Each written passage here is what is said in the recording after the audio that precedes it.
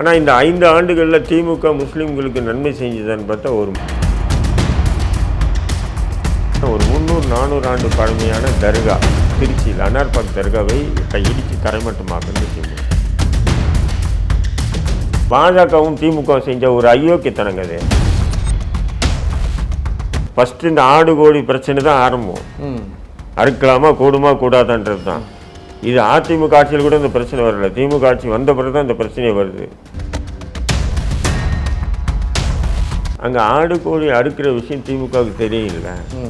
ஆனால் திடீர்னு கோர்ட்டில் வந்து அப்படி அஃபிடவிட் கொடுக்க வேண்டிய அவசியம் என்ன? ஆடு கோழி அறுக்கிறது இல்லைங்க, மீறி சட்டத்தை மீறி அடுத்தவர்கள் மீது நாங்கள் கைது பண்ணி நாங்கள் சிறையில் அடைச்சிட்டோம் அப்படின்னு சொன்னால்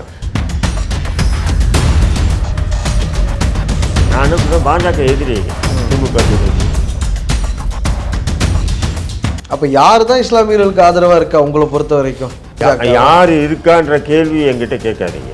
நான் என்ன சொல்கிறேன்னா, திமுக தான் முஸ்லீம்களுக்கு பாதுகாவல்ன்ற மாதிரி ஒரு பிம்பத்தை ஏற்படுத்தாதீங்கன்ற நான். இப்போது புதிய அறிமுகம் ஆச்சி ஹோட்டல் சாம்பார் 50 கிராம் ரூபாய் 20 மட்டுமே. ரெட் நூல் தமிழ் நேயர்கள் அனைவருக்கும் வணக்கம். இன்று நாம் சந்திக்க போகும் சிறப்பு விருந்தினர் இந்திய தேசிய லீக் கட்சியின் மாநில தலைவர் மரியாதைக்குரிய திரு தடா ரஹீம் அவர்கள். சார் வணக்கம். எல்லா தலைவர்களுமே அரசியல் கட்சி தலைவர்கள் எல்லாருமே இஃப்தாரில் கலந்துக்கிறாங்க. இஸ்லாமியர்களுக்கு நாங்கள் வந்தால் தான் நிறையா நன்மைகளை செய்வோம் அப்படின்னு சொல்கிறாங்க. யார் பக்கம்தான் இந்த 2026 எலெக்ஷனில் இஸ்லாமியர்களோட ஓட்டு பிரிய போகுது? குறிப்பாக மைனாரிட்டிஸ் நீங்கள் கிறிஸ்தவர்களையும் சேர்த்து சொன்னாலும் சரி, இஸ்லாமியர்கள் ஓட்டை சொன்னாலும் சரி. இல்லை, இஸ்லாமியர்கள் வாக்கு வந்து பார்த்தீங்கன்னு சொன்னால் திமுக பக்கம்தான் வந்து எல்லா அமைப்பு தலைவர்களும் போய் திமுகவில் வந்து ஐக்கியமாயிட்டாங்க, மண்டிட்டாங்கன்னு சொல்லுவேன். நான் ஐக்கியமாயின்னு சொல்லுவேன், மண்டிட்டாங்க. ஆனால் இந்த 5 ஆண்டுகளில் திமுக முஸ்லீம்களுக்கு நன்மை செஞ்சதான்னு பார்த்தா ஒரு மண்ணாங்கட்டியும் இல்லை. துரோகம் செஞ்சதுன்னா நிறைய செஞ்சது. நான் வந்து லிஸ்ட்டை போட தயார். நானும் நிறைய திமுகவுடைய முன்னணி முஸ்லீம் தலைவர்களையோ அல்லது திமுகவுக்கு முட்டு கொடுக்கக்கூடிய முஸ்லீம் அமைப்பு தலைவர்களையும் கூப்பிட்டு இருக்கேன் விவாதங்கள். வாங்கய்யா, இந்த 5 வருஷத்தில் திமுக செஞ்ச நன்மை என்ன, துரோகம் என்ன, நம்ம விவாதிப்போம்னு. ஒரு பயிலும் வரமாட்டேன்றாங்க. என்னென்ன துரோகம் செஞ்சால் நீங்கள் நினைக்கிறீங்க? நன்மைன்னா ஒன்றும் செய்யலை, ஆனால் துரோகம்னா நிறைய இருக்குது. இப்போ உதாரணத்துக்கு பார்த்தீங்கன்னா, ஒரு 300-400 ஆண்டு பழமையான தர்கா திருச்சியில் அனார்பாக் தர்காவை இடித்து தரைமட்டமாக்குன்னு திமுக. இது எவ்வளோ பெரிய கொடூரம். இதே பாஜக இடிச்சுன்னு நீங்கள் எந்த சர்வதேச இஷ்யூவாக நீங்கள் வந்து திமுகவும் சரி, திமுக ஆதரவு இருக்கக்கூடிய முஸ்லீம் அமைப்புகளும் சரி, எந்த அளவு கொடி தூக்கி ஆட்டம் போட்டிருப்பீங்க. ஏன் இந்த விஷயத்துக்கு சைலண்ட் மூட் ஆகிட்டீங்க? இப்போ நீங்கள் சொல்கிறீங்க சில தலைவர்கள் தனிநபர் சார்ந்து இந்த விஷயங்களை பண்ணுறப்போ ஒரு இயக்கத்து மேலே நம்ம பழிய போட்டுற முடியுமா என்ன?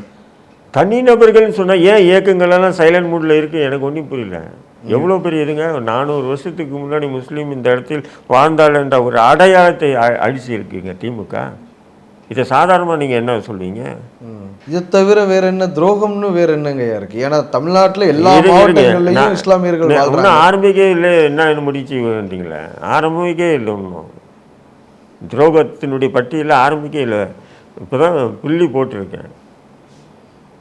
ஏன் சொன்னீங்கன்னா, இப்போ இதே மாதிரி பார்த்தீங்கன்னு சொன்னால், இப்போ வந்து அம்மாப்பட்டினத்தில் வந்து ரஹமத் நகர் ஒரு 500 ஒரு 4-5 தலைமுறையாக வாழ்ந்துட்டு இருக்கக்கூடிய மக்களை வந்து 20 கோடி ரூபா புல்டோசர் வச்சு இடிக்கிறாங்க. கேட்டால் நீதிமன்ற உத்தரவுன்றாங்க.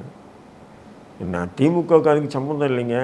நீதிமன்ற உத்தரவு வாங்கிட்டு அரசு அதிகாரிகள் ஒன்று சேர்ந்து பண்ண சதி அப்படின்னு சொல்லி திமுகவுக்கு முட்டு கொடுக்கக்கூடிய சில முஸ்லீம் தலைவர்கள் சொல்கிறாங்க. எனக்கு என்ன கோபம் வருதுன்னா, ஏன்டா இரவு உத்தரவு வருது, புல்டோசர் வச்சு இடிக்க சொல்கிறது, இது திமுகவுக்கு சம்பந்தம் இல்லையா? அதிகாரிகளுக்கு மட்டும்தான் சம்பந்தமா? அப்போ அந்த அதிகாரிகளை திமுக அரசு ஏன் இன்னும் பாதுகாத்து வச்சுருக்கு? புரியுதுங்களா இல்லையா? இப்போ நடவடிக்கை எடுத்த அதிகாரி மீது நீ எப்படி எடுத்தோடனே வந்து 5 தலைமுறை 10 தலைமுறை இருக்கக்கூடிய வீடுகளை வந்து இடிச்சிங்கன்னு சொல்லி அந்த அதிகாரி மீது நடவடிக்கை எடுத்திருந்தால் திமுகவுக்கு சம்மந்தம் இல்லைன்னு சொல்லலாம். ஏன்னா இவனுங்க திமுகவுக்கு ஓட்டு வாங்கி கொடுக்கணும். இல்லை, ஒரு பக்கம் என்ன சொல்கிறாங்கன்னா, பாஜக தரப்புல இருந்து திமுக ஒரு ஓட்டு அரசியல் பண்ணுது, அப்பீஸ்மெண்ட் பண்ணுதுங்கிற வார்த்தையை அவங்க சொல்கிறாங்க. நீங்கள் சொல்கிறீங்க திமுக இஸ்லாமியர்களுக்கு எதுவுமே பண்ணலன்னு. எதுதான் உண்மை? 2 பேரும் சேர்ந்து கோலி விளையாடுறாங்க. இதில் பாதிக்கப்படுறது இஸ்லாமியர்கள். இவன் சொல்லுவான் முஸ்லீம்களுக்கு ஆதரவான கட்சி திமுகன்னு. பாஜக யாரு? பாஜகன்னு சொல்லுவான். உடனே முஸ்லீம்கள் என்ன பண்ணுவாங்க, பற்றியா திமுக தான். இல்லை, நீங்கள் இன்றைக்கும் பார்ப்பீங்க தமிழிசை சொல்கிறாங்க உகாதி கூட முதலமைச்சர் வாழ்த்து சொல்ல மாட்டேங்கிறாரு, இது வந்து ஒரு ஓட்டு அரசியல்னு சொல்கிறாங்க. அப்படி இருக்கும்போது இஸ்லாமியர்களுக்கு எந்த நன்மையுமே திமுக செய்யலைன்னு நீங்கள் சொல்லிட முடியும்? அதை தான் நான் வந்து இந்த வாழ்த்து பெருநாள் வாழ்த்து நீ சொல்லாமல் போ, எனக்கு என்ன அது எல்லாரும் சொல்கிறாங்க. என் பிரதமர் நரேந்திர மோடி கூட இத்தனை நாளாக சொல்லாத இப்போ 2 வருஷமாக சொல்லிட்டு வர்றாரு. அது எனக்கு என்ன நன்மைன்ற நான் இல்லை, இஸ்லாமியர்களுக்கும் கிறிஸ்தவர்கள் பண்டிகைக்கு மட்டும் அவங்க வாழ்த்து சொல்றதுனாலேயே அதைதான் பாஜக நீ ஏன் சொல்லாதன்ற நான். எனக்கு வாழ்த்து சொல்றதுனால எல்லா இதுவும் வந்து ஒத்துழைப்பு கொடுக்குறாங்களா? இல்லையே. திருப்பரங்குன்ற விஷயமே என்னாச்சு நீங்கள் எடுத்து பாருங்க. எல்லாரும் சொல்றாங்க திருப்பரங்குன்ற விஷயத்தில் முஸ்லிம்களுக்கு ஆதரவாக பாசிசத்துக்கு எதிராக திமுக நின்றுதுன்னா திமுக பண்ணது அயோக்கியத்தனம். ஏன்னா கடந்த 10 ஆண்டுகள் அதிமுக ஆட்சியில் கூட முஸ்லீம்கள் வந்து மலைக்கு ஏறினா, ஆடு வெட்டினா, கோழி வெட்டினா, சமைச்சா, சாப்பிட்டான். அதிமுக ஆட்சியில் கூட. திமுக ஆட்சிக்கு வந்த உடனே என்ன பண்ணிட்டான்? ஆடு கோழி அறுக்கக்கூடாது, மேலே ஏறக்கூடாது தடை வச்சு திமுக அரசு. ஆனால் நீதிமன்றம் சொன்னதுக்கு அப்புறமும் கூட திருப்பரங்குன்ற உத்தரவை நாங்கள் ஃபேஸ் பண்ண மாட்டோம். இதுதாங்க சூழ்ச்சிகரமான ஒரு கேடுகெட்ட கேவலமான அரசியலை திமுக முன்வைக்குது. இதுக்கு பாஜக துணை போகுதுங்க. பாஜகவும் திமுக செஞ்ச ஒரு அயோக்கியத்தனங்க அது. இல்ல, அந்த இடத்துல எச் ராஜா சொல்றாரு இதை நாங்க அயோத்தியா மாத்துவோம்னு சொல்றாரு. நீங்க சிக்கந்தர் தர்காவை நாங்க இந்த இடத்துல இருந்து ரீலோகேட் பண்ணுவோம்னு சொல்றாரு. தமிழ்நாடு அரசு அந்த மாதிரி எந்த சப்போர்ட்டும் பண்ணலையே எச் ராஜா அவர்களுக்கு. கைது தானே பண்ணுச்சு. அதான் நான் என்ன சொல்றேன், ரீலோகேட் பண்ணேன்னு சொன்னாரு இல்லையா எச் ராஜா. அந்த நிலைக்கு கொண்டு போனது யார்? திமுக தானே. ஏன்னா ஃபஸ்ட்டு இந்த பிரச்சனையை ஆரம்பித்தது என்னென்னா, கொரோனா முடிஞ்சு 21 கொரோனா முடிஞ்ச உடனே இயற்கையாக வந்து பள்ளிவாசல் கோயில்கள் எல்லாமே திறந்தான் இல்லையா. அந்த மாதிரி அந்த இதுக்கு தர்காவுக்கு போகும்போது போகக்கூடாதுன்னு தடுக்கிறாங்க. ஃபஸ்ட்டு யார்? போலீஸ் தடுக்கிறானே எஸ்பி கிட்ட சொல்கிறாங்க. எஸ்பியை வந்து ஒன்றும் பண்ண முடியாது, கலெக்டர் ஊற்றுருவாங்க. கலெக்டர்கிட்ட போகிறாங்க, முடியாதுன்றாங்க. அப்போ கலெக்டரு, போலீஸு, அப்புறம் வந்து எஸ்பி, அப்புறம் போலீஸு, அறநிலையத்துறை எல்லாமே யாருடைய கட்டுப்பாட்டில் இருக்குது? தமிழ்நாடு அரசோட கட்டுப்பாட்டில். மோடி, அமித்ஷா அல்லது எச் ராஜா கட்டுப்பாட்டில் இல்லை. அப்போது இது சம்மந்தமாக நம்ம புகார் அனுப்புகிறோம். ஏன் போகக்கூடாதுன்றாங்கன்னா, அறநிலையத்துறை வந்து அங்கே வந்து மேலே போய் அங்கே இதெல்லாம் பண்ணுறதுனால அந்த இது கெடுது, அந்த புனிதம் கெடுதுன்னு சொல்லி புகார்கள் வந்து இருக்குன்னு அறநிலையத்துறை சொல்லுது. அதுக்கு கலெக்டரும் எஸ்பியும் மாவட்ட எஸ்பியும் காவல்துறையும் தடுக்கிறாங்க. இந்த புனிதம் அதிமுக ஆட்சியில் கெடுக்கல, திமுக ஆட்சி வந்தோன்னு தான் கெடுக்குதா?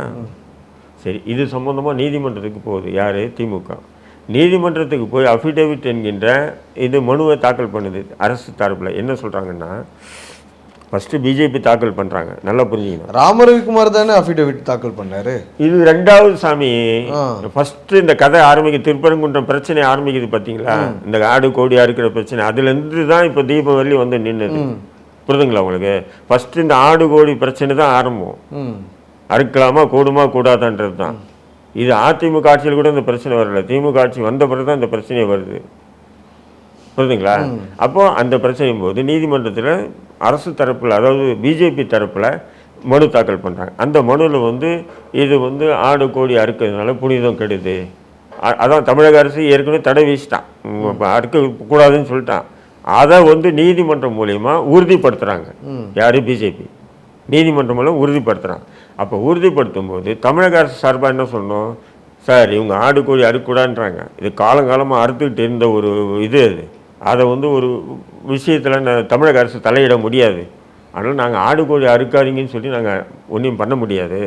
காலங்காலமாக 100, 500, 1000 ஆண்டுகளாக அங்கே போய் அறுத்து சாப்பிட்டுட்டு வராங்க. அது இங்கே இதுமாரி பண்ணுறாங்க. அந்த புனிதத்தில் நாங்கள் தலையிட முடியாதுன்னு சொல்லணுமா இல்லையா தமிழக அரசு? சொல்லாமல் தமிழக அரசு என்ன சொல்லுதுன்னா, பிஜேபி மனு தாக்கல் பண்ணால அதுக்கு எதிர்ப்பாக அஃபிடேவிட் எப்படி தாக்கல் பண்ணுறாங்கன்னா, ஆடு கோழி அறுத்தவர்கள் மீது 18 பேர் மீது நாங்கள் வழக்கு போட்டு அவர்களை கைது பண்ணி ஜெயிலில் போட்டிருக்கோம். நீங்கள் பாஸ்ட் ஹிஸ்ட்ரி எல்லாமே சொல்கிறீங்க. இப்போ தீர்ப்பு வந்துருச்சு. தீர்ப்பு வந்ததுக்கு அப்புறம் தான் நம்ம பார்க்கணும், அவங்க வந்து பாஜக தரப்புக்கு அடி பண்ணிக்கிறாங்களா இல்லை இஸ்லாமியர்களோட உரிமையை நிலைநாட்டுறாங்களா அப்படிங்கிறது அதுக்கப்புறம் தான் நம்ம பார்க்கணும். நான் ஒரே நிமிஷம் இந்த தீப தூண் விஷயத்துக்கு வராதிங்க. நீங்கள் தூண் விஷயத்துக்கு பிறகு பேசலாம். தீபத்தூணில் தீபம் ஏற்றலாமா கூடுமா கூடாதுன்றது நம்ம பேசாது. அதுக்கு முன்னாடி நடந்த விஷயம் தான் நான் சொல்கிறேன். அப்போது அங்கே ஆடு கோழி அறுக்கிற விஷயம் திமுகவுக்கு தெரியும் இல்லை. ஆனால் திடீர்னு கோர்ட்டில் வந்து அப்படி அஃபிடேவிட் கொடுக்க வேண்டிய அவசியம் என்ன? ஆடு கோழி அறுக்கிறது இல்லைங்க, மீறி சட்டத்தை மீறி அடுத்தவர்கள் மீது நாங்கள் கைது பண்ணி நாங்கள் சிறையில் அடைச்சிட்டோம் அப்படின்னு சொன்னால், அப்போ இதுக்கு முன்னாடி ஆடு கோழி அறுக்கலைன்னு திமுக தரப்பில் நீதிமன்றத்தில் அஃபிடேவிட் தாக்கல் பண்ணியிருக்காங்க.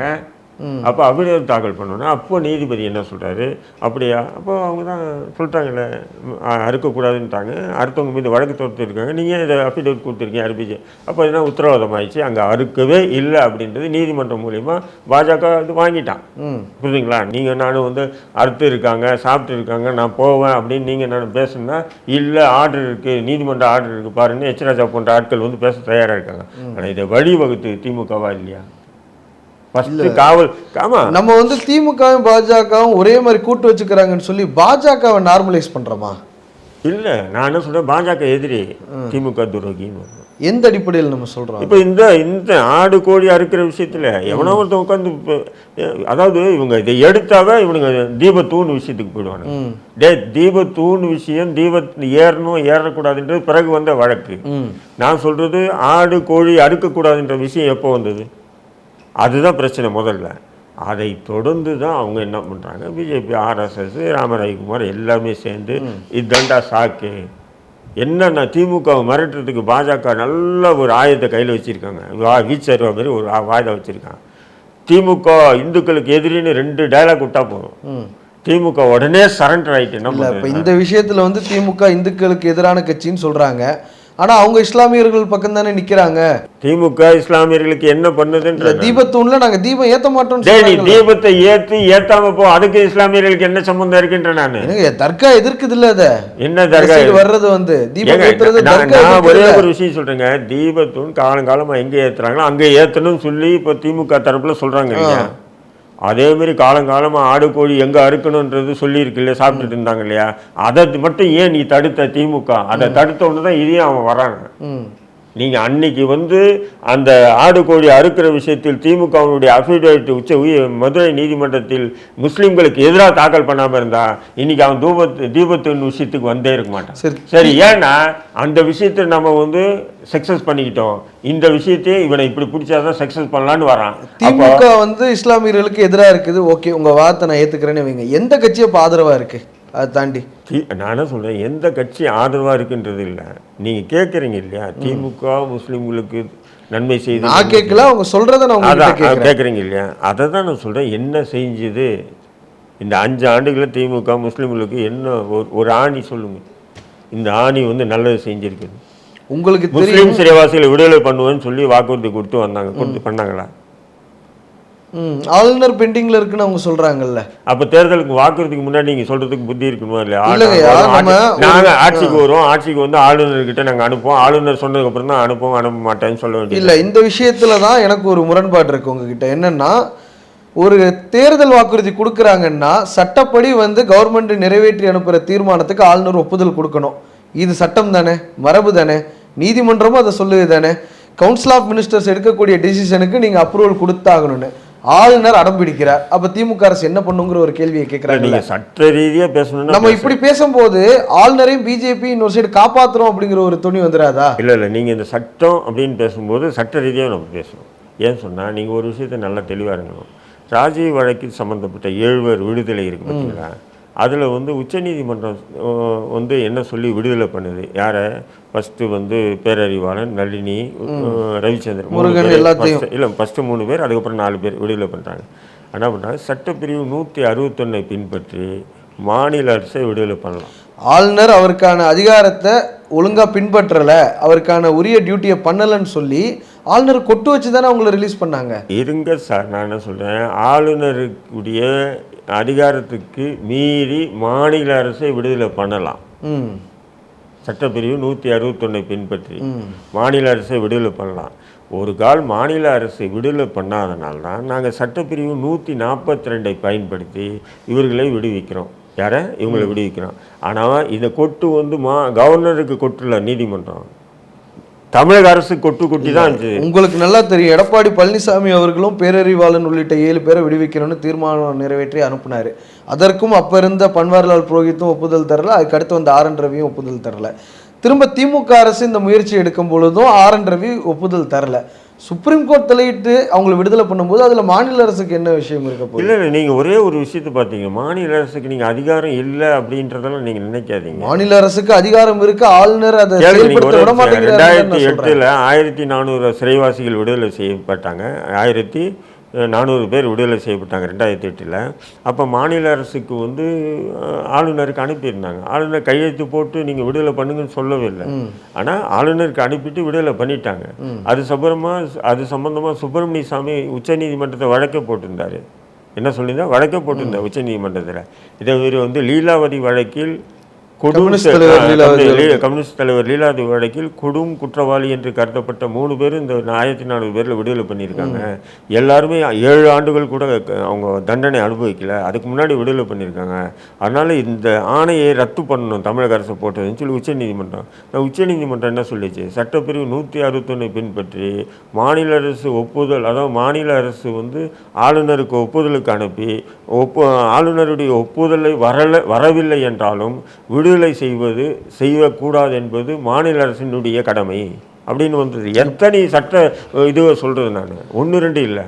அதாவது கவர்னருக்கு அனுப்பிடுறோம், கவர்னர் அனுப்பலனா கூட மாநில அரசு விடுதலை பண்ணலாம். அப்படி விடுதலை பண்ணக்கூடாதுன்னு சொன்னால் அப்போ விடுதலை பண்ணிடுறாங்கன்னு வச்சுக்கலாம். இப்போ நான் சிறைக்குள்ளே இருக்கேன், என்னை விடுதலை பண்ண சொல்லி பரிந்துரை பண்ணி ஆளுநருக்கு அனுப்புகிறாங்க.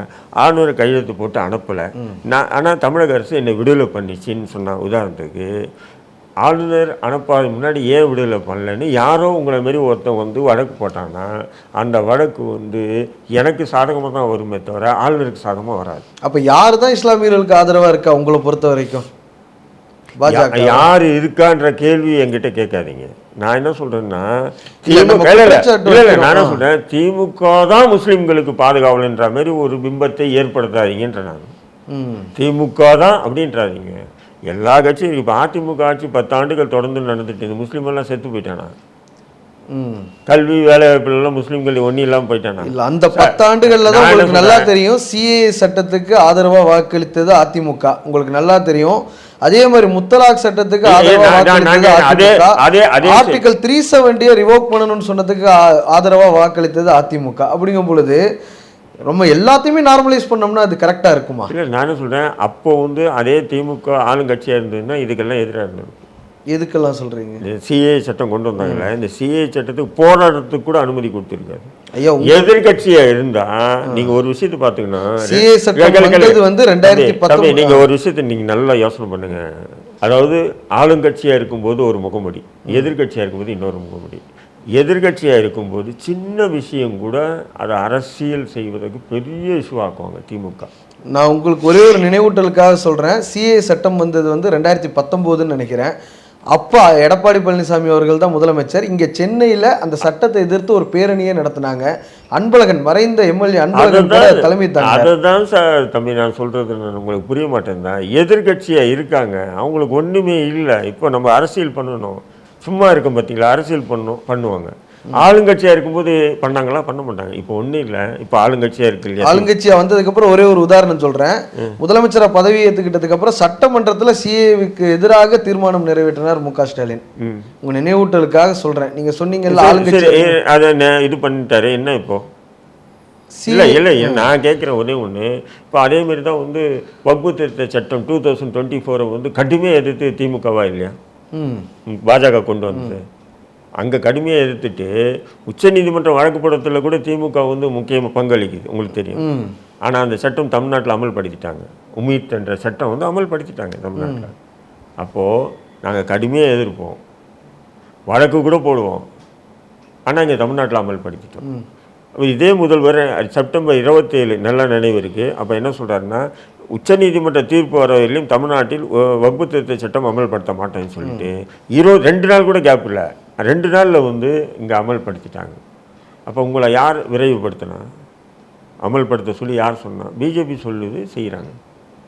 பிஜேபி சொல்றதெல்லாம் அவங்க செய்யணும்னா சிஏ நேரம் நடைமுறை கொண்டு வந்திருக்கலாம். அமித்ஷா அவர்கள் சொல்றாரு சிஏ நீங்கள் மறுபடியும் படித்த பிள்ளையா இருந்துட்டு நீங்கள் சிஏவை பற்றி பேசியிருக்கீங்க. சிஏ வந்து மத்திய அரசு தான் முடிவு எடுக்கணும், மாநில அரசால் ஒன்றும் இல்லை. அது இப்போது எஸ்ஐஆர் சட்டம் கொண்டு வந்தான், மத்திய அரசு தானே கொண்டு வந்தான். திமுக எதிர்த்ததா இல்லையா? ஆமாம்.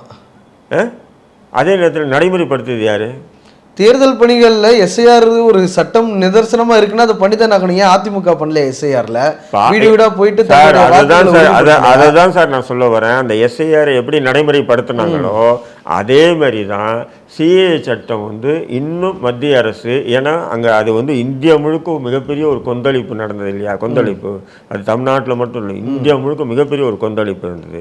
பல உயிர்கள் போச்சு, பல பேர் சிறைக்கு போனாங்க. உங்களுக்கு தெரிஞ்சிருக்கும், இன்னும் கூட அந்த சிஏ போராட்டத்துக்காக சிறைக்கு போன உமர் காலித் எல்லாமே சிறையிலே இருக்காங்க. இது எல்லாமே இருக்கனால அந்த சிஏ சட்டம் தற்சமயத்துக்கு அந்த சட்டம் கொண்டு வரப்பட்டாங்க. அது எந்த எல்லா மாநிலத்தையும் சிஏ சட்டத்தை அமல்படுத்திட்டு தமிழ்நாட்டில் மட்டும் அமல்படுத்தாமல் சட்டமன்றத்தில் ஒரு தீர்மானம் நிறைவேற்றி இவர் அமல்படுத்தாமல் இருக்காருன்னா நீங்கள் சொல்கிறது கரெக்ட். இன்னும் எந்த மாநிலத்தில் கை வைக்கல, அசாம் மட்டும்தான் அந்த பிரச்சனை ஓடிட்டு இருக்கு. புரியுதுங்களா? இப்போது புதிய அறிமுகம் ஆச்சி ஹோட்டல் சாம்பார் 50 கிராம் ரூபாய் 20 மட்டுமே.